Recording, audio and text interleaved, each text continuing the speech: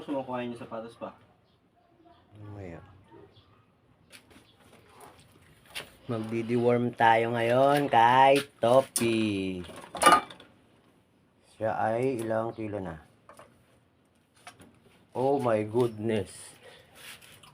5 and 1/4 na si Topi ngayon. 5 and 1/4. So, 5 ml and 1/4.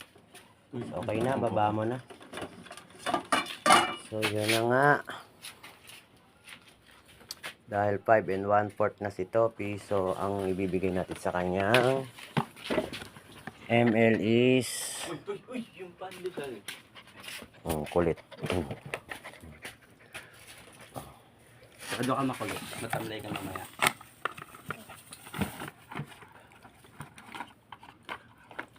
Bawal ka kumain. I-deworm mo na.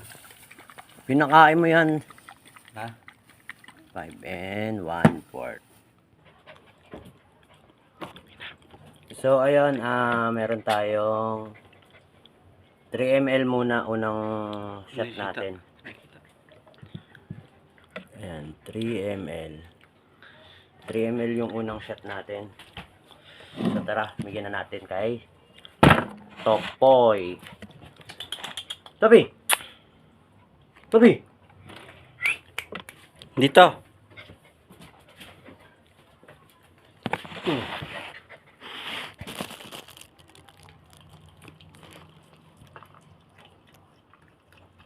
Tapon. Ayun, so, ayun na. Nabigay na natin. So, meron pa tayong 2 and 1/4. 2 and 1/4. 2 ml at saka 3 guhit.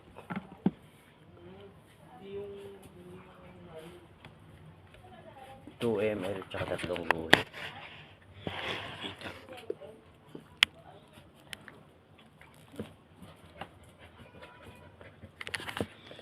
So, ayan, 2 ml.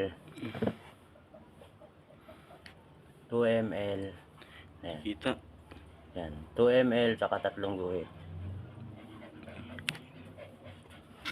Topi. Come.